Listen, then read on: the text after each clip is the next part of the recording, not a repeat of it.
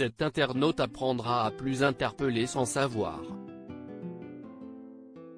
Depuis quelques jours, de nombreuses célébrités ont pris la parole au sujet de l'inceste.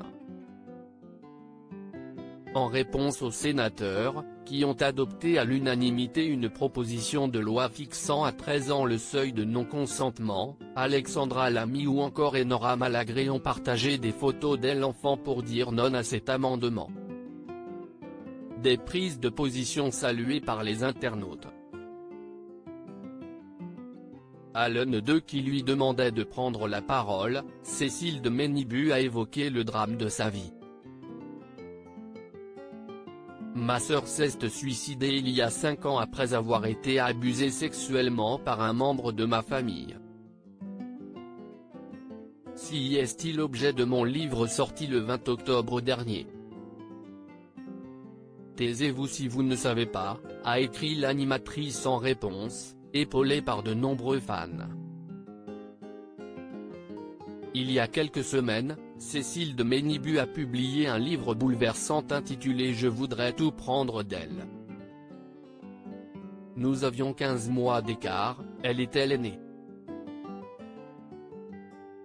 Maman nous a élevés de la même manière, nous coiffant et nous habillant pareil jusqu'à l'âge de 10 ans. Puis, nous avons eu des trajectoires opposées. J'ai développé un optimisme sans limite, quand ma sœur s'enfermait dans son dégoût d'elle-même et la peur des autres, a confié l'animatrice de Sud Radio à Gala avant la publication de son livre consacré à sa maman. Elle continuait en évoquant la descente aux enfers de sa sœur, victime d'inceste de la part d'un oncle. Je la surveillais depuis 4 ans comme le lait sur le feu au fur et à mesure qu'elle sombrait dans la dépression. Elle avalait jusqu'à 30 Xanax par jour. J'étais dans un train au moment de sa mort. J'ai eu un pressentiment. J'ai téléphoné à ma belle-sœur en lui demandant d'aller défoncer sa porte. C'était trop tard.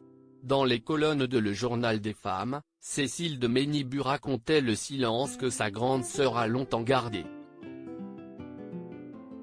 Cécile de Ménibu, je la voyais plongée dans la tristesse et je n'arrivais pas à l'en sortir. Elle a gardé ce secret pendant 35 ans et donc quasiment toute sa vie.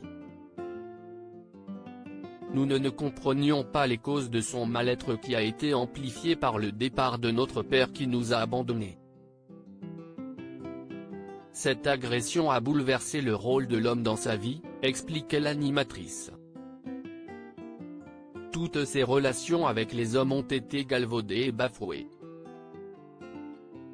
Le regard des gens qui pensaient qu'elle surréagissait a été difficile à porter.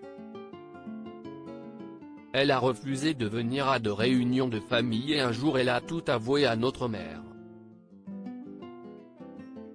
À nos confrères, elle confiait avoir tout essayé pour sauver sa sœur.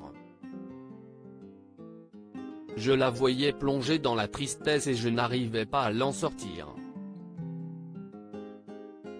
Plusieurs fois elle a fait des séjours dans des cliniques et je prévenais les membres de l'équipe soignante qu'il ne fallait pas la laisser sortir sans quoi elle allait commettre l'irréparable, continuait-elle.